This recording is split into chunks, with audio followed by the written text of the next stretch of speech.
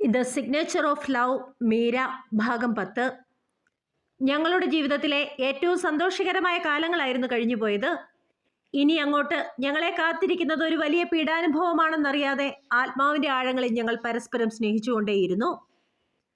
എല്ലാം ഭംഗിയായി മുന്നോട്ട് പോയിക്കൊണ്ടിരിക്കുമ്പോഴാണ് എൻ്റെ അപ്പൻ ചക്കാലയ്ക്കൽ വർഗീസ് മാപ്പിളയ്ക്ക് ബിസിനസ്സിൽ കമ്പം കയറിയത്. ആരൊക്കെ എതിർത്തിട്ടും അതിൽ നിന്ന് പിന്മാറാൻ അദ്ദേഹം തയ്യാറായിരുന്നില്ല. അതുവരെ സമ്പാദിച്ച മുഴുവൻ പണവും കൊണ്ട് അപ്പൻ അന്നത്തെ പ്രധാന ടൗണായ കട്ടപ്പന ടൗണിൽ ബിസിനസ് ആരംഭിച്ചു. നീതിയും ന്യായവും മാത്രം നോക്കി ജീവിതം മുന്നോട്ട് കൊണ്ടുപോകുന്ന അപ്പൻ ഒരിക്കലും ബിസിനസ്സിൽ മുന്നേറാനാകില്ലെന്ന് ഫ്രാൻസി അങ്കിൾ മുൻകൂട്ടി മനസ്സിലാക്കിയിരുന്നു. അത് പറഞ്ഞു മനസ്സിലാക്കാനും അദ്ദേഹം ശ്രമിച്ചു.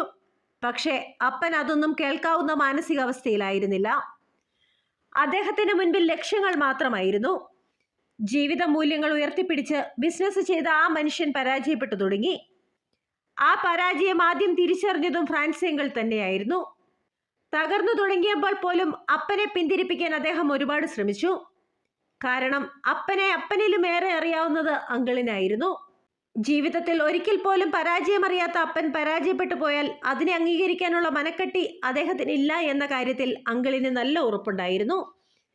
പ്രണയത്തിന്റെ മായാജാലത്തിൽ മുങ്ങി നടന്നിരുന്ന ഞങ്ങൾ ഇതൊന്നും അറിഞ്ഞിരുന്നില്ല. ആരും ഞങ്ങളെ അറിയിച്ചതുമില്ല. ഞങ്ങളുടെ പ്രീ ഡിഗ്രി കാലഘട്ടം കഴിഞ്ഞു. ജീവിതത്തിൽ മുന്നോട്ടുള്ള വഴികൾ തേടേണ്ട സമയം. മുന്നോട്ടുള്ള യാത്രയിൽ ഒരുമിച്ച് പോകാൻ ഞങ്ങൾക്ക് സാധിക്കുമായിരുന്നില്ല.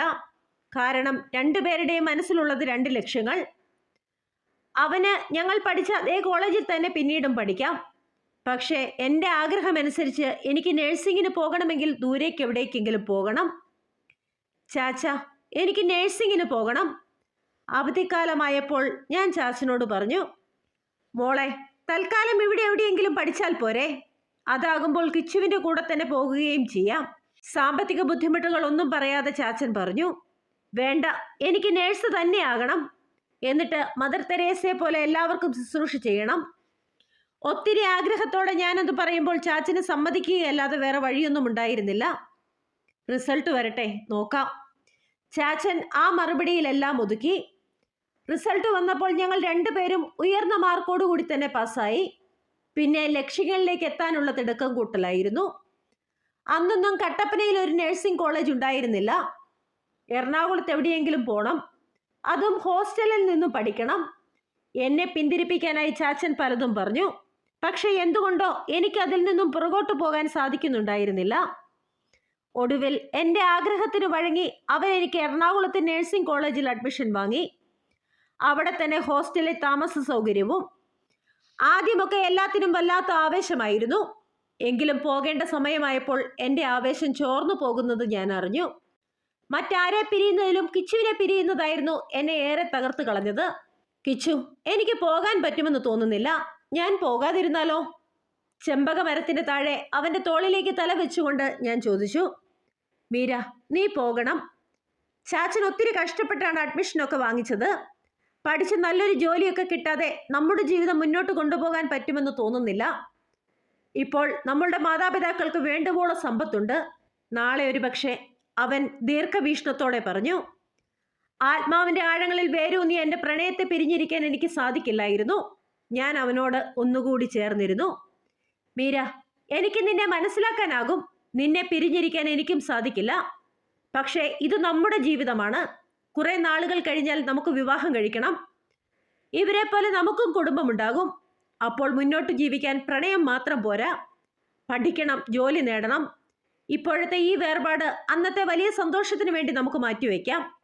കിച്ചു നെറുകയിൽ മുത്തിക്കൊണ്ട് പറഞ്ഞു. ഒരു +2 കാരനായ പയ്യനിൽ നിന്നും അതുപോലൊരു മറുപടി അത് ഇന്നത്തെ കാലത്തിന് അജ്ഞാതമായിരിക്കാം. പക്ഷേ എൻ്റെ കിച്ചു, അവൻ അങ്ങനെയായിരുന്നു. ഈ മാല കണ്ടോ, ഇതെന്താണെന്നറിയാമോ? അല്പം വെള്ളം കുടിക്കാനായി വാഹനം ഒതുക്കി നിർത്തി പുറത്തേക്ക് ഇറങ്ങാനായി തുടങ്ങുമ്പോൾ മീര ചോദിച്ചു. മീരയുടെ ഡെലിവറി സമയത്ത് തൻ്റെ കൈകളിലേക്ക് ഒരു മാലാഖ കുട്ടി വെച്ച് തന്ന അതേ മാല. സിസ്റ്റർ ചോദ്യരൂപത്തിൽ മീരയെ നോക്കി. ഇതിൻ്റെ പുറകിൽ ഒരു കഥയുണ്ട്.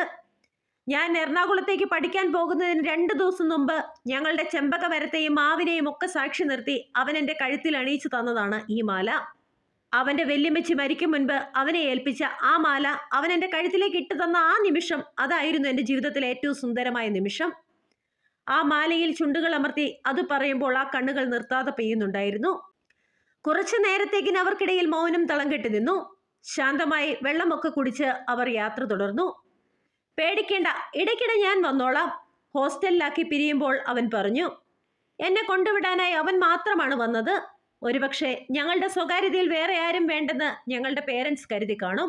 ആദ്യമൊക്കെ ഹോസ്റ്റൽ കോളേജ് ഫീസുകളൊക്കെ മുടങ്ങാതെ വന്നുകൊണ്ടേയിരുന്നു. പിന്നെ അത് ഇടയ്ക്കൊക്കെ മുടങ്ങാൻ തുടങ്ങി. വീട്ടിൽ എന്തൊക്കെയോ പ്രശ്നങ്ങളുണ്ടെന്ന് എനിക്ക് മനസ്സിലാക്കാൻ സാധിക്കുന്നുണ്ടായിരുന്നു. പക്ഷേ ആരും എന്നോടൊന്നും പറഞ്ഞിരുന്നില്ല. മാസത്തിൽ ഒരിക്കൽ എൻ്റെ അരികിലേക്ക് ഓടിയെത്തുന്ന കിച്ചുവായിരുന്നു എനിക്ക് ഏറ്റവും ആശ്വാസം.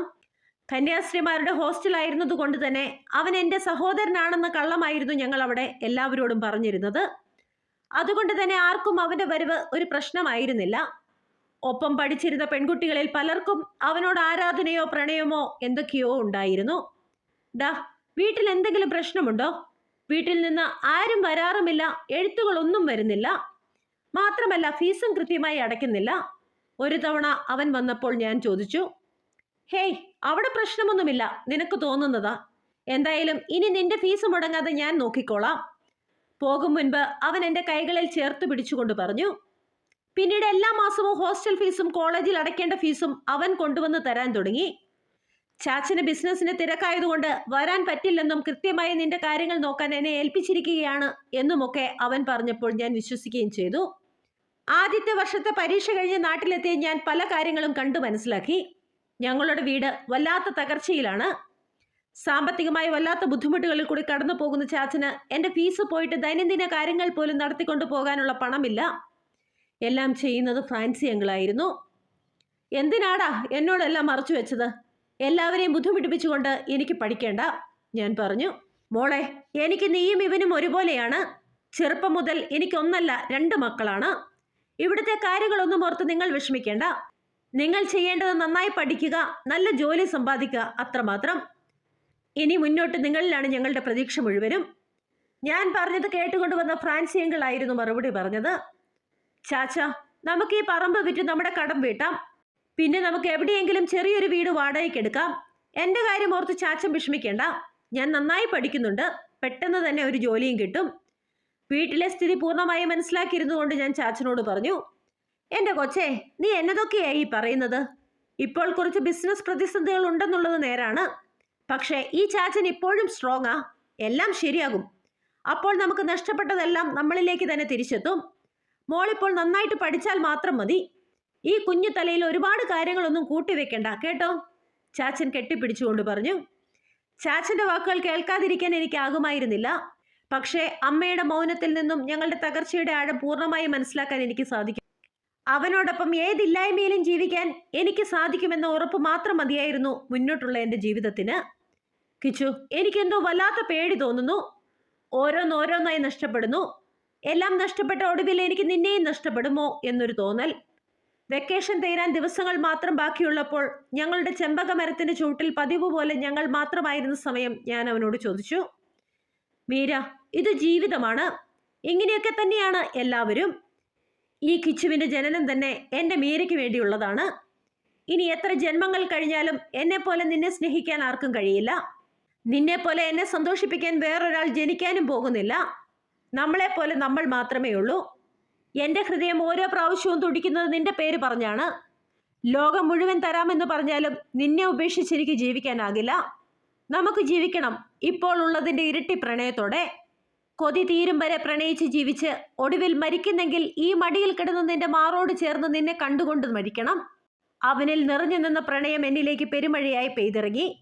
ഞാൻ അഗാധമായ പ്രണയത്തോടെ അവനെ എൻ്റെ നെഞ്ചിലേക്ക് ചേർത്ത് പിടിച്ചു. ഡി, കഴിഞ്ഞോ? ചാച്ചൻ വിളിക്കുന്നുണ്ട്, നമ്മളോട് എന്തോ പറയാനുണ്ടെന്ന്. അത്തവണ ഹോസ്റ്റലിലേക്ക് പോകുന്നതിന് തലേ ദിവസം രാത്രി ഡ്രസ്സുകൾ മടക്കി വെച്ചുകൊണ്ടിരിക്കുമ്പോഴാണ് അവൻ വന്നു പറഞ്ഞത്. ഇല്ല, കുറച്ചുകൂടിയുണ്ട്, ബാക്കി വന്നിട്ട് ചെയ്യാം. ചെയ്തുകൊണ്ടിരുന്ന പ്രവൃത്തി നിർത്തി അവനോടൊപ്പം പുറത്തേക്ക് ചെല്ലുമ്പോൾ അവിടെ ഞങ്ങളെയും കാത്ത് എല്ലാവരും ഉണ്ടായിരുന്നു. കിരൺ, മീര, ചാച്ചൻ വിളിച്ചു. കിച്ചു എന്നുള്ള പേരിന് പകരം കിരൺ എന്നുള്ള വിളി വന്നപ്പോൾ തന്നെ പറയാൻ പോകുന്ന കാര്യം അത്രമേൽ തീവ്രമായിരിക്കുമെന്ന് ഞങ്ങൾക്ക് ഉറപ്പായിരുന്നു. ഞങ്ങൾ പരസ്പരം നോക്കി. നിങ്ങൾ എത്ര വളർന്നാലും ഞങ്ങൾക്ക് നിങ്ങൾ കുഞ്ഞുങ്ങൾ തന്നെയാണ്. എന്നാലും ജീവിതം എന്താണെന്ന് മനസ്സിലാക്കാനുള്ള പ്രായത്തിലേക്ക് നിങ്ങൾ വളർന്നിരിക്കുന്നു. ആരും അറിയാതെ നിങ്ങളുടെ ഉള്ളിൽ ഒരു പ്രണയം വളരുന്നു എന്ന് ഞങ്ങൾക്ക് തോന്നുന്നു. ചാച്ചൻ അത് പറഞ്ഞു നിർത്തുമ്പോൾ ഞങ്ങൾക്കുള്ളിൽ വല്ലാത്ത ഞെട്ടലുണ്ടായി. ഞാൻ അവൻ്റെ കൈകളെ മുറുകെ പിടിച്ചു. എന്ത് സംഭവിച്ചാലും ഞാൻ അവനെ വിട്ടുപോകില്ലെന്ന് പറയാതെ പറയും പോലെ. ചാച്ചൻ തുടർന്നു പറയാൻ തുടങ്ങി. ഞങ്ങൾ മനസ്സിലാക്കിയത് സത്യമാണെങ്കിൽ, എന്നെന്നും ഒരുമിച്ച് ജീവിക്കാനുള്ള പ്രണയം നിങ്ങൾ കാത്തു സൂക്ഷിക്കുന്നുണ്ടെന്ന ഉറപ്പ് നിങ്ങൾക്കുണ്ടെങ്കിൽ, കുറച്ചു വർഷങ്ങൾ കഴിയുമ്പോൾ മീരയെ കിച്ചുവിന് സ്വന്തമായി തരാൻ ഞങ്ങൾക്ക് സമ്മതമാണ്. അവരുടെ ആ വാക്കുകൾ കേട്ട് ഞങ്ങൾ പരസ്പരം നോക്കി. അന്ന് ആദ്യമായി എല്ലാവർക്കും മുൻപിൽ ഞാൻ അവനെ കെട്ടിപ്പിടിച്ച് പൊട്ടിക്കരഞ്ഞു.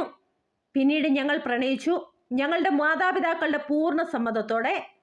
ദിവസങ്ങളും മാസങ്ങളും പെട്ടെന്ന് തന്നെ കഴിഞ്ഞുപോയി. കോളേജ് ജീവിതത്തിലെ 3-ാം വർഷത്തിൽ ഒരു ദിവസം കിച്ചു എന്നെ കാണാൻ ഹോസ്പിറ്റലിലെത്തി. അന്നവൻ വല്ലാത്ത സങ്കടത്തിലായിരുന്നു. കുറേയേറെ നേരം മൗനമായി ഇരുന്നിട്ട് അവൻ പതുക്കെ പറയാൻ തുടങ്ങി. ഡാ, ഞാൻ കോളേജിൽ പോകുന്നത് നിർത്താൻ പോകുക. ഇനി മുന്നോട്ട് പോയാൽ ഒരുപക്ഷെ എല്ലാം കയ്യിൽ നിന്നും പോകും. അവൻ്റെ വാക്കുകൾ എന്നിൽ വല്ലാത്ത ഞെട്ടലുണ്ടാക്കി. എടാ, ഇത്രയും പഠിച്ചിട്ട് ഇനിയിപ്പോൾ ഈ വർഷം മാത്രമല്ലേ ബാക്കിയുള്ളൂ. കുറച്ച് കഷ്ടപ്പെട്ടാലും അതുകൂടി കംപ്ലീറ്റ് ചെയ്താൽ നന്നായേനെ. അതിൻ്റെ കാരണം അവൻ പറയാതെ തന്നെ എനിക്ക് മനസ്സിലായിരുന്നത് കൊണ്ട് ഞാൻ അവനോട് പറഞ്ഞു. സാരമില്ല, ടീച്ചേഴ്സിനോട് സംസാരിച്ചിരുന്നു. അവസാന വർഷത്തെ പരീക്ഷ മാത്രമേ എഴുതാനുള്ളൂ.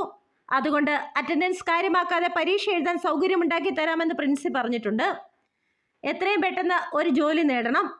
എൻ്റെ സീനിയർ ഒരു ചേട്ടൻ ബാംഗ്ലൂരുണ്ട്. അവിടെയാകുമ്പോൾ അത്യാവശ്യ ശമ്പളവും കിട്ടും. അവൻ്റെ വാക്കുകൾക്ക് എനിക്ക് മറുവാക്കുകൾ ഉണ്ടായിരുന്നില്ല. ആദ്യം അവൻ ബാംഗ്ലൂർക്കാണ് പോയത്. പിന്നെ അവിടെ നിന്നും ആരുടെയൊക്കെ സഹായം വഴി ഗൾഫിലേക്കും.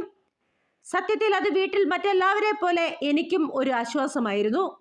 പിന്നീട് എൻ്റെ പഠനത്തിന് ആവശ്യമായതെല്ലാം അവനാണ് ചെയ്തത്. വേണ്ടെന്ന് പറയാൻ എനിക്കാകുമായിരുന്നില്ല. കിച്ചു നിന്റെ സ്വന്തമാണ്. പിന്നെ അവൻ നിനക്ക് വേണ്ടി ചെയ്യുന്ന കാര്യം ഓർത്ത് സങ്കടപ്പെടേണ്ട കാര്യമില്ല. ഇതിനൊക്കെ ജീവിതം കൊണ്ട് നിനക്ക് പകരം വീട്ടാനാകും. വല്ലാതെ വിഷമം നിറയുമ്പോൾ ഞാൻ എന്നെ തന്നെ സമാധാനിപ്പിച്ചുകൊണ്ടേയിരുന്നു. എൻ്റെ നേഴ്സിംഗ് കോളേജിലെ അവസാന വർഷ ജീവിതം വളരെയേറെ ബുദ്ധിമുട്ടുകൾ നിറഞ്ഞതായിരുന്നു. കിച്ചു അയക്കുന്ന പണമൊന്നും മതിയാകുന്നുണ്ടായിരുന്നില്ല. 2 കുടുംബങ്ങളുടെ കാര്യം നോക്കണം, പിന്നെ എൻ്റെ പഠിപ്പ്, എല്ലാം കൂടി അവനെ താങ്ങാൻ വയ്യാത്ത ചുമടാണ് അവൻ എടുക്കുന്നതെന്ന് മനസ്സിലാക്കിക്കൊണ്ട് ഒന്നിനു വേണ്ടിയും അവനെ ബുദ്ധിമുട്ടിപ്പിക്കാതിരിക്കാൻ ഞാൻ പ്രത്യേകം ശ്രദ്ധിച്ചു.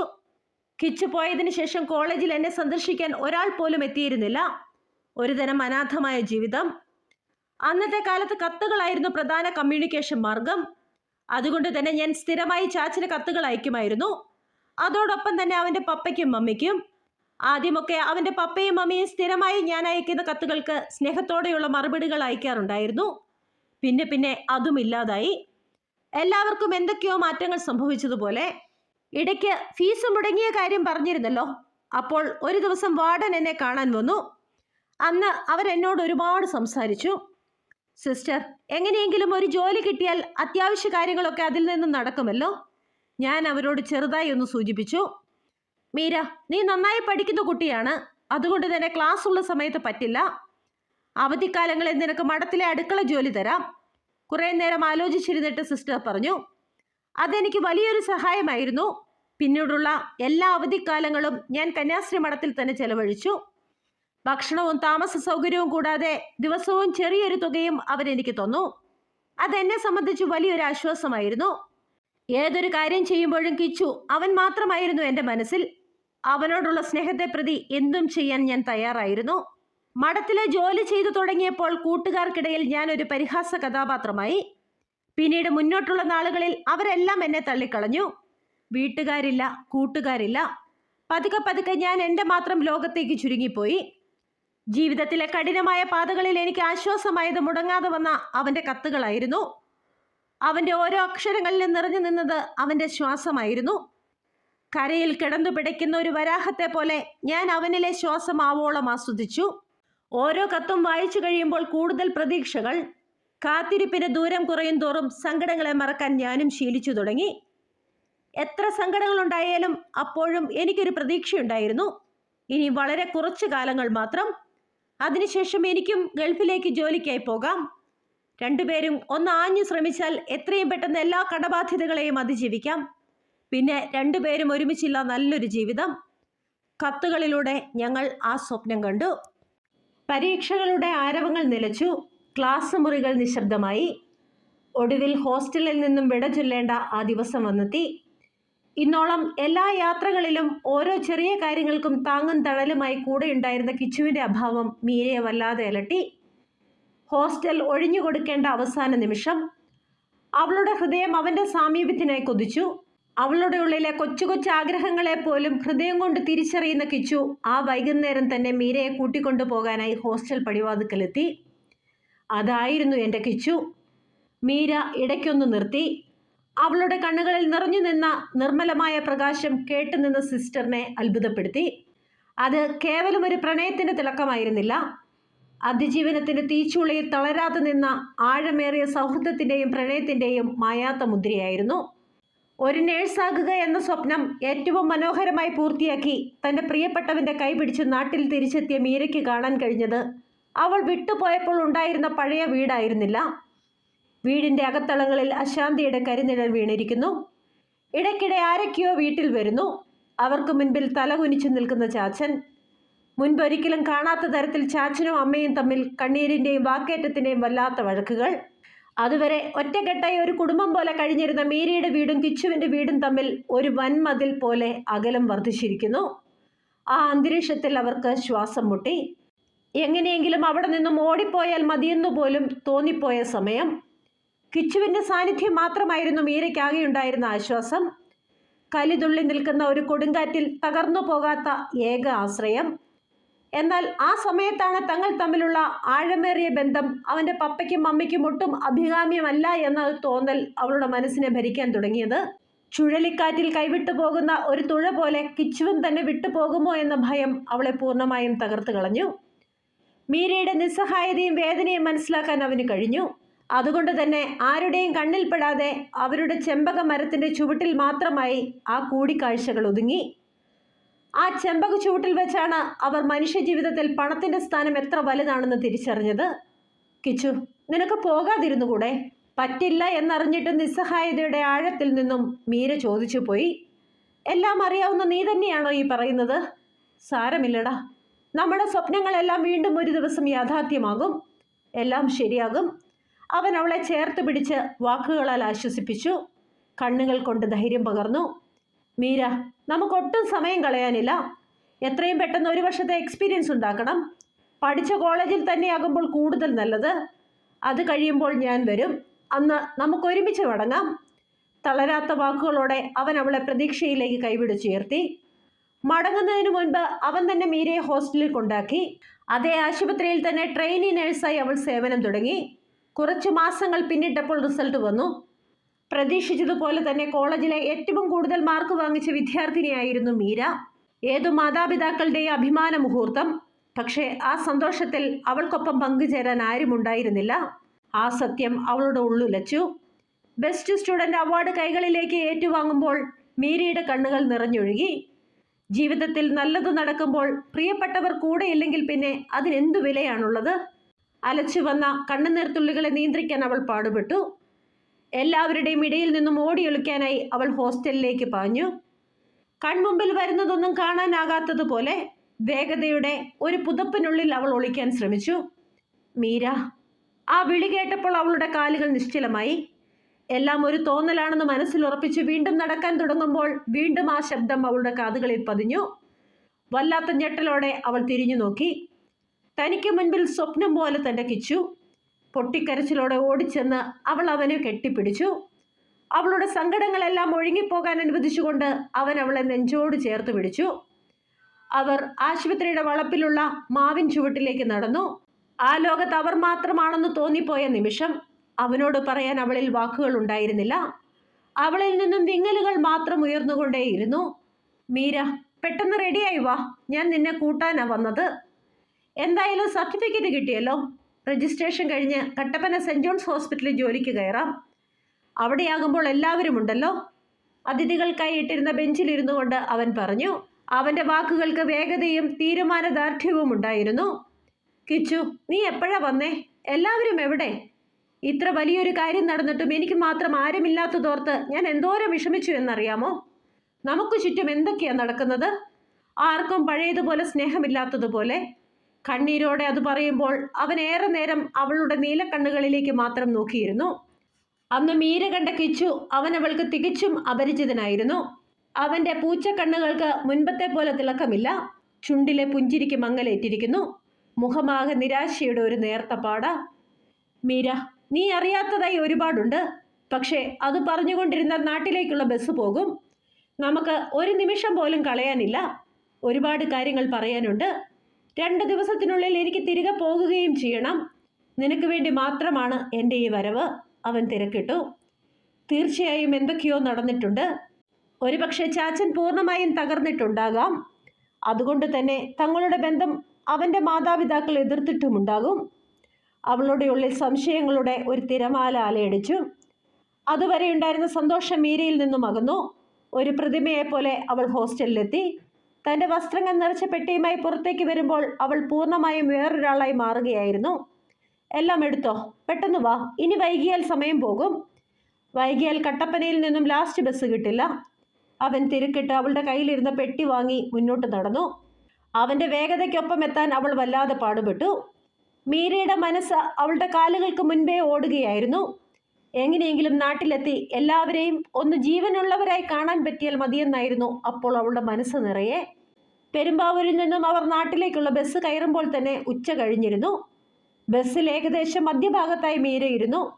അവൾക്ക് തൊട്ടുപുറകിലായി കിച്ചുവും. അവനോട് എന്തൊക്കെയോ ചോദിക്കാൻ അവളുടെ ഹൃദയം തിടുക്കം കൂട്ടി. പക്ഷെ തിരക്ക് നിറഞ്ഞ ബസ്സിൽ അവൾക്ക് അവനോട് ഒന്നും ചോദിക്കാൻ കഴിഞ്ഞില്ല. വല്ലാത്ത വേവലാതിയോടെ അവൾ ഇരുന്നു. ദുസൂചനകളുടെ ഒരു മൂടൽ മഞ്ഞ് അവളുടെ മനസ്സിൽ നിറഞ്ഞു. ഡാ, ഇവിടെ സീറ്റുണ്ട്, ഇവിടെ വന്നിരിക്ക്.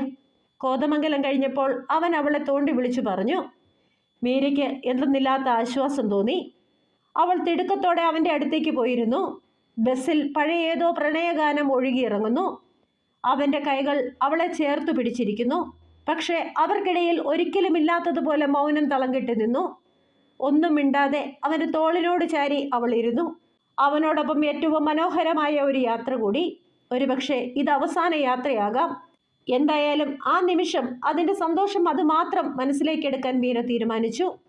കണ്ണുകൾ അടച്ച് അവൻ്റെ ശരീരത്തിലേക്ക് ചേർന്നിരുന്നപ്പോൾ അവൻ്റെ പ്രണയത്തിൻ്റെ ചൂട് അവളിലേക്ക് ആഴ്ന്നിറങ്ങി. വല്ലാത്ത ഇഷ്ടത്തോടെ ആ ചൂടും ആസ്വദിച്ച് അവളിരുന്നു. ഡാ, നീ ഉറങ്ങിയോ? കിച്ചു പതിയെ ചോദിച്ചു. ഇല്ല, എന്തേ? കിച്ചുവിലേക്ക് ഒന്നുകൂടി ചേർന്നിരുന്നു കൊണ്ട് മീര മറുപടി പറഞ്ഞു. മീര, നീ ചിലതൊക്കെ അറിയേണ്ടിയിരിക്കുന്നു. വീട്ടിലെത്തും മുൻപ് അതെന്തൊക്കെയാണെന്ന് നീയും അറിയണം. അല്ലെങ്കിൽ അത് നിനക്കൊരു വലിയ ഷോക്കാവും. വളരെ ശ്രദ്ധിച്ചാണ് അവൻ സംസാരിക്കുന്നതെന്ന് മീരയ്ക്ക് തോന്നി. അവൾ ആകാംക്ഷയോടെ അവൻ്റെ വാക്കുകൾക്കായി കാതോർത്തു. ചാച്ചൻ തുടങ്ങിയ ബിസിനസ്സിൻ്റെ കാര്യം നിനക്കറിയാമല്ലോ. അവിടെ ചില പാളിച്ചകൾ സംഭവിച്ചിരിക്കുന്നു എന്ന കാര്യവും നിനക്കറിയാമല്ലോ. ആ, അതൊക്കെ നമുക്കറിയാവുന്ന കാര്യങ്ങളല്ലേ. അതൊക്കെ എന്തിനാ വീണ്ടും? അവൻ്റെ ചോദ്യത്തിന് ഉത്തരമായി അങ്ങനെ പറഞ്ഞുകൊണ്ട് അവൾ അവൻ്റെ കണ്ണുകളിലേക്ക് നോക്കി. മുൻപത്തെ പോലെ അല്ല കാര്യങ്ങൾ. ഇപ്പോൾ എല്ലാം കൈവിട്ടു പോയിരിക്കുന്നു. തുടക്കത്തിൽ തന്നെ പപ്പ ഒരുപാട് തവണ പറഞ്ഞതാണ് ഇനി മുന്നോട്ട് പോകരുതെന്ന്. പക്ഷെ ചാച്ചൻ്റെ അഭിമാനം അതിന് സമ്മതിച്ചില്ല. ഒരു പ്രശ്നത്തിൽ നിന്നും കരകയറാൻ വേറൊരു പ്രശ്നത്തിലേക്ക് എന്നതുപോലെയാണ് ചാച്ചൻ സഞ്ചരിച്ചത്. അവസാനം എല്ലാം കൈവിട്ടു പോയി. നമ്മുടെ വണ്ടികളും അമ്മമാരുടെ സ്വർണവും ഒക്കെ വിറ്റു. അവിടം വരെ എല്ലാം ചാച്ചൻ്റെ മാത്രം തെറ്റായിരുന്നു. പക്ഷേ അവൻ ദീർഘമായി ശ്വാസം വലിച്ചു വിട്ടു. വാക്കുകൾ അവൻ്റെ തൊണ്ടയിൽ കുരുങ്ങി. അതൊക്കെ നമുക്ക് അറിവുള്ള കാര്യമല്ലേ. സാരമില്ലടാ, നമുക്ക് നമ്മളുണ്ടല്ലോ. എത്ര വലിയ സങ്കടങ്ങളുണ്ടായാലും നീ കൂടെയുണ്ടെങ്കിൽ എനിക്കത് മാത്രം മതി. പറഞ്ഞുകൊണ്ട് മീര അവൻ്റെ കൈകളെ മുറുകെ പിടിച്ചു. അതൊക്കെ നമുക്കറിയാവുന്ന കാര്യങ്ങൾ. പക്ഷെ ഇതിനിടയിൽ ചാച്ചനെ സഹായിക്കാൻ പപ്പ ചെയ്ത വലിയൊരു കാര്യമുണ്ട്. സഹകരണ ബാങ്കിൽ വീടിൻ്റെ ആധാരം പണയം വെച്ച് വലിയൊരു ലോൺ എടുത്തു. കിച്ചുവിൻ്റെ വാക്കുകൾ അവളെ ഞെട്ടിച്ചു. പപ്പയെയും കുറ്റം പറയാൻ പറ്റില്ല. ആ പണം കൊണ്ട് കടം വീട്ടി എങ്ങനെയെങ്കിലുമൊക്കെ എല്ലാത്തിൽ നിന്ന് രക്ഷപ്പെടാനാകുമെന്ന് കണക്ക് കൂട്ടി കാണും. പക്ഷേ കാര്യങ്ങൾ അവർ വിചാരിച്ചതുപോലെ അത്ര എളുപ്പമായിരുന്നില്ല. ആ ലോണിൻ്റെ ഒരു തവണ പോലും അടയ്ക്കാൻ ചാച്ചന് സാധിച്ചില്ല. ഇപ്പോൾ ഞങ്ങളുടെ വീടും ജപ്തിയിലാണ്. എനിക്കറിയാത്ത കുറച്ച് കാര്യങ്ങൾ കൂടി കിച്ചു പറഞ്ഞു തന്നു. അപ്പോഴാണ് തങ്ങളുടെ തകർച്ചയുടെ ആഴം മീരയ്ക്ക് പൂർണ്ണമായും മനസ്സിലാക്കാനായത്. കടബാധ്യതകൾ ചുഴികൾ പോലെയാണ്. എത്ര നന്നായി നീന്തൽ അറിയാവുന്നവനും ആ ചുഴിയിൽ പെട്ടാൽ പിന്നെ കരകയറുക തികച്ചും ബുദ്ധിമുട്ടാണ്. എടാ, ഇനിയിപ്പോൾ നമ്മൾ എന്തു ചെയ്യും? മീര ഭയത്തോടെ അവനെ നോക്കി. എൻ്റെ ഈ വരവ് നിന്നെ കാണാൻ മാത്രമല്ല, ബാങ്ക് മാനേജരെ കണ്ട് എങ്ങനെയെങ്കിലും കുറച്ച് അവധി കൂടി ചോദിക്കാനാണ് ഞാൻ വന്നത്. പക്ഷേ ഒന്നും നടക്കില്ല. എല്ലാം കൈവിട്ടു പോകും. കിച്ചുവിൻ്റെ ശബ്ദമിടറി. അത് മാത്രമല്ല മീര, വേറൊരു പ്രധാനപ്പെട്ട കാര്യം കൂടിയുണ്ട്. അത് കേൾക്കുമ്പോൾ ഒരുപക്ഷെ നിനക്ക് സഹിക്കാനായെന്ന് വരില്ല. പക്ഷേ നിന്നോട് പറയാതിരിക്കാനും എനിക്കാവില്ല. ഇടുത്തി പോലെ അവൻ്റെ വാക്കുകൾ അവളുടെ കാതിൽ പതിച്ചു. ഇതുവരെ നഷ്ടപ്പെട്ടതെല്ലാം വെറും നഷ്ടങ്ങൾ മാത്രമാണ്. എന്നെങ്കിലും ഒരിക്കൽ തിരികെ നേടിയെടുക്കാമെന്ന് പ്രതീക്ഷിക്കാവുന്ന നഷ്ടങ്ങൾ. പക്ഷേ മേരിയമ്മ, എൻ്റെ അമ്മയ്ക്ക് എന്താ പറ്റിയേ? മീരയിൽ നിന്നും ഒരലർച്ച പുറത്തേക്ക് വന്നു. മീര പതുക്കെ, എല്ലാവരും ശ്രദ്ധിക്കുന്നു. അവൻ്റെ വാക്കുകൾ കേട്ടപ്പോൾ അവൾ ചുറ്റും നോക്കി. പലരും തങ്ങളെ തന്നെ ശ്രദ്ധിക്കുകയാണ്. അവൾ കണ്ണുകൾ താഴ്ത്തി അവൻ്റെ വാക്കുകൾക്കായി കാതോർത്തു. ആദ്യമൊക്കെ ചാച്ചനും മേരിയമ്മയും തമ്മിൽ വല്ലാത്ത വഴക്കായിരുന്നു. പിന്നെ അമ്മ പതുക്കെ മിണ്ടാതായി തുടങ്ങി. ആ മനസ്സിൻ്റെ താളം തെറ്റുന്നത് തിരിച്ചറിയാൻ എല്ലാവരും ഒരുപാട് വൈകിപ്പോയി. പൂർണ്ണമായും മാനസിക നില തെറ്റിയ അവസ്ഥയിലാണ് അമ്മ ഇപ്പോൾ. കണ്ണ് തെറ്റിയാൽ ആത്മഹത്യ ചെയ്യാൻ തുടങ്ങുന്ന അമ്മയ്ക്ക് കാവലിരിക്കുകയാണ് ബാക്കി എല്ലാവരും. 1 2 തവണ വിഷമെടുത്ത് കഴിക്കുകയും ചെയ്തു. ദൈവാനുഗ്രഹം ഒന്നുകൊണ്ട് മാത്രമാണ് രക്ഷപ്പെട്ടത്. കിച്ചുവിൻ്റെ വാക്കുകൾ കേട്ട് മീര പകച്ചിരുന്നു. ശരീരം തളരുന്നതുപോലെ അവൾക്ക് അനുഭവപ്പെട്ടു. മനസ്സങ്ങനെയാണ്. കൈവിട്ടു പോയാൽ തിരിച്ചു പിടിക്കാൻ ചിലപ്പോൾ സാധിച്ചു എന്ന് വരില്ല. നന്നായി ശ്രമിച്ചാൽ സ്നേഹം കൊണ്ട് ചിലപ്പോൾ അതിനെ തിരിച്ചു പിടിക്കാനായേക്കും. മീരയുടെ മനസ്സ് പതിയെ പറഞ്ഞു. കൈവിട്ടു പോയതൊക്കെ പോട്ടെ, ആർക്കും ഒന്നും സംഭവിക്കാതിരുന്നാൽ മാത്രം മതി. എല്ലാം എന്തെങ്കിലും ഒരിക്കൽ നമ്മളിലേക്ക് തിരികെ എത്തുക തന്നെ ചെയ്യും. നമുക്കൊരു വീട് വാടകയ്ക്കെടുക്കാം. കട്ടപ്പനയിൽ തന്നെ അല്പം ഉള്ളിലേക്ക് കയറിയാകുമ്പോൾ വാടക കുറച്ച് കുറഞ്ഞാലോ? എനിക്ക് അവിടെ നിന്നും ആശുപത്രിയിലേക്ക് പോകാൻ വലിയ പ്രയാസവും ഉണ്ടാകില്ല. അവൾ അവന് ആശ്വാസമേകാൻ ശ്രമിച്ചുകൊണ്ട് പറഞ്ഞു. ദുരന്തമുഖത്തും പ്രതീക്ഷയുടെ ഒരു നാളം അവൾ കെടാതെ സൂക്ഷിച്ചു. അതുതന്നെയാണ് ഞാനും പറയുന്നത്. നഷ്ടപ്പെട്ടതൊക്കെ പോയിക്കോട്ടെ, പക്ഷേ അവർക്കാർക്കും ആ നഷ്ടങ്ങളെ അംഗീകരിക്കാൻ സാധിക്കുന്നില്ല. അവിടെയാണ് പ്രശ്നം. പക്ഷേ നീ എല്ലാം മനസ്സിലാക്കുന്നുണ്ടല്ലോ, എനിക്കത് മതി. നമുക്കൊരുമിച്ച് എല്ലാ പ്രശ്നങ്ങളെയും നേരിടാം. ഒരുമിച്ച്. അവൻ്റെ വാക്കുകൾ കുറച്ചൊരു പ്രതിജ്ഞയുടെ ശക്തിയുണ്ടായിരുന്നു. എല്ലാം കഴിയുമ്പോൾ ഒരുപക്ഷെ കുറേ വർഷങ്ങൾ എടുത്തേക്കാം. എന്നാലും സാരമില്ല. എന്നതാണെങ്കിലും നീ എൻ്റേതും ഞാൻ നിൻ്റേതും മാത്രമല്ലേ? കാത്തിരിക്കാൻ ഒരാളുള്ളപ്പോൾ വേർപാട് എത്ര വലുതാണെങ്കിലും അതിനൊരു സുഖമുണ്ടല്ലോ. അവൻ അവളുടെ കൈകളെ മുറുകെ പിടിച്ചുകൊണ്ട് പറഞ്ഞു. അതുവരെ ഉണ്ടായിരുന്ന സങ്കടങ്ങളെല്ലാം മീരയിൽ നിന്നും തൂത്തെറിഞ്ഞു കളയാനുള്ള ശേഷിയുണ്ടായിരുന്നു കിച്ചുവിൻ്റെ വാക്കുകൾക്ക്. മൂടിക്കെട്ടിയ കാർമേഘങ്ങൾ അവരുടെ മനസ്സിൽ നിന്നും അകന്നുപോയി. അവർ ഒന്നുകൂടി ചേർന്നിരുന്ന് കൈകൾ കോർത്തു പിടിച്ചു. മീര അവൻ്റെ നെഞ്ചിലേക്ക് തൻ്റെ മുഖം ചേർത്ത് വെച്ചു. എന്തെന്നില്ലാത്ത സുരക്ഷിതത്വ ബോധം അവളെ പൊതിഞ്ഞു. കാടും മലകളും പിന്നിട്ട് ബസ് കുതിക്കുകയാണ്. ഒപ്പം അവരുടെ മനസ്സും. തങ്ങളുടെ വിവാഹവും അതിനുശേഷം തങ്ങൾക്ക് പിറക്കാൻ പോകുന്ന കുഞ്ഞുങ്ങളെയും ഒക്കെ സ്വപ്നം കണ്ടുള്ള യാത്ര. ദുഃഖങ്ങളെ മറന്നുകൊണ്ട് ഹൃദയത്തിൽ അവർ തങ്ങളുടെ സ്വപ്നക്കൂട് പ്രണയത്താൽ പണിതുയർത്തി. നെഞ്ചിൽ നിറയെ നിർമ്മലമായ സ്നേഹവും നാളെയെപ്പറ്റി നിറമുള്ള സ്വപ്നങ്ങളുമായി അവർ ആ യാത്ര തുടർന്നു. കോടമഞ്ഞിൻ്റെ സുന്ദരമായ തണുപ്പും അവൻ്റെ ശരീരത്തിന് ചൂടും ആസ്വദിച്ച് എപ്പോഴോ അവൾ ഒരു ഉറക്കത്തിലേക്ക് വഴുതി വീണു. മീര, നമുക്ക് ഇറങ്ങണ്ടേ? സ്ഥലമെത്തി, വാ എഴീക്ക്. കിച്ചുവിൻ്റെ ചൂടുള്ള ശ്വാസം അവളുടെ ചെവിയിൽ പതിഞ്ഞപ്പോൾ അവൾ ഞെട്ടി ഉണർന്ന് അവനെ നോക്കി. കട്ടപ്പന എത്തി. നമ്മുടെ ബസ്സിൻ്റെ അനൗൺസ്മെൻറ്റ് കേൾക്കുന്നുണ്ട്. ഇനി വൈകിയാൽ ചിലപ്പോൾ അത് പോകും. കിച്ചു തിരക്കിട്ട് അവളുടെ കയ്യിൽ പിടിച്ച് ബാഗുമെടുത്ത് പുറത്തേക്ക് നടന്നു. ബസ്സുകൾ നിറഞ്ഞു നിൽക്കുന്ന ബസ് സ്റ്റാൻഡ്. പുറത്ത് നല്ല തണുപ്പുണ്ട്. ബസ്സുകളുടെ സമയം അറിയിച്ചുകൊണ്ടുള്ള അനൗൺസ്മെൻറ്റ് അപ്പോഴും മുഴങ്ങി കേൾക്കുന്നുണ്ട്. അവൾ കാതോർത്തു. പലപ്പോഴും ആ ബസ് സ്റ്റാൻഡിലെത്തുമ്പോൾ കേൾക്കാറുള്ള അതേ ശബ്ദം. എല്ലാവരും ആ മനുഷ്യനെ സ്നേഹിക്കുന്നു. വലിയ ശബ്ദത്തിനുടമയായ ഒരു ചെറിയ മനുഷ്യൻ. അദ്ദേഹത്തെപ്പറ്റി ചിന്തിച്ചുകൊണ്ട് ഗ്രാമത്തിൻ്റെ പേരെഴുതിയ ബസ്സിലേക്ക് അവർ കയറി. ചേട്ടാ, എത്ര സമയമുണ്ട് ബസ് പുറപ്പെടാൻ? ദൂരയാത്ര കഴിഞ്ഞു വരുന്ന വഴിയാ. നന്നായി വിശക്കുന്നുണ്ട്. ഒരു പാഴ്സൽ വാങ്ങി വരാം. കിച്ചു കണ്ടക്ടറോട് ചോദിക്കുന്നത് മീര കേട്ടു. മോനെ, നീ ഓടിപ്പോയേച്ചും വാ. ബസ് പുറപ്പെടേണ്ട സമയമൊക്കെയായി. എല്ലാവരും സ്ഥിര യാത്രക്കാരാ. 5 മിനിറ്റ് വൈകിയാലും കുഴപ്പമൊന്നുമില്ല, അദ്ദേഹം സ്നേഹത്തോടെ പറഞ്ഞു. ഡാ, ഞാനിപ്പോൾ വരാം. അവൻ പെട്ടെന്ന് പുറത്തേക്ക് ഓടി. ഹോസ്റ്റലിൽ നിന്ന് വരുന്ന വഴിയായിരിക്കുമല്ലേ? മോളുടെ പഠിത്തമൊക്കെ കഴിഞ്ഞോ? ഇനി എന്താ ഭാവി പരിപാടി? പരിചയക്കാരനായ കണ്ടക്ടർ ചേട്ടൻ ചോദ്യങ്ങൾ ചോദിക്കാൻ തുടങ്ങി. പഠിത്തമൊക്കെ കഴിഞ്ഞു. ഇനി എങ്ങനെയെങ്കിലുമൊക്കെ ഒരു ജോലി സമ്പാദിക്കണം. സെൻറ് ജോൺസിൽ നോക്കാമെന്നാ കരുതുന്നത്. മീര സ്നേഹത്തോടെ തന്നെ മറുപടിയും പറഞ്ഞു. ഗ്രാമവാസികൾ അവരങ്ങനെയാണ്. ഒരിക്കൽ യാത്ര ചെയ്യുന്നവരെ ബസ്സിലുള്ളവർ പോലും മനസ്സിലാക്കി വെക്കും. പരസ്പരം വിശേഷങ്ങൾ ചോദിക്കും. നഗരത്തിൽ ജീവിക്കുന്നവർക്ക് അപരിചിതമായ ആ സ്നേഹം മതിയാവോളം ആസ്വദിച്ചു വളർന്നവരാണ് അവർ. വൈകാതെ തന്നെ കിച്ചു തട്ടുകടയിൽ നിന്നും ചൂടുള്ള ദോശയും ചമ്മന്തിയും വാങ്ങിയെത്തി. ബസ് പുറപ്പെടുന്നതിന് മുൻപ് തന്നെ അവരത് കഴിക്കുകയും ചെയ്തു. സന്തോഷത്തോടെ ഒരു പൊതിയിൽ നിന്നും അവർ ഭക്ഷണം കഴിക്കുന്നത് കണ്ടപ്പോൾ ചിലരൊക്കെ അത്ഭുതത്തോടെ നോക്കുന്നത് കണ്ടു. പല കണ്ണുകളിലും നിറഞ്ഞ സ്നേഹമാണ്. അവർക്കൊക്കെ അവരെ അറിയാം, കൊച്ചുനാൾ മുതൽ കാണുന്നവർ. നിങ്ങൾ ഭക്ഷണമൊക്കെ കഴിച്ചു, ഇനി ഞങ്ങൾക്കെപ്പോഴാ ഒരു ഭക്ഷണമൊക്കെ തരുന്നത്? യാത്രക്കാരിൽ പ്രായമേറിയ ഒരു ചേട്ടൻ തമാശ ചോദിച്ചു. ആഹാ, ഇണക്കുരുവികളായിരുന്നോ? കണ്ടപ്പോഴേ സംശയം തോന്നി. എന്നാലും രാത്രിയിലുള്ള യാത്രയായതുകൊണ്ട് സഹോദരങ്ങളാണെന്നാ കരുതിയത്. രണ്ടാളും നല്ല ചേർച്ചയുണ്ട് കേട്ടോ. കാലഘട്ടത്തിൻ്റെ ശബ്ദമുയർന്നു.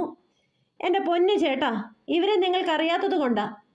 ഞങ്ങൾ നാട്ടുകാർക്ക് ഇവർ ഇണക്കുരുവികളും ആകാശപ്പറവകളും പ്രണയഹംസങ്ങളും ഒക്കെയാണ്.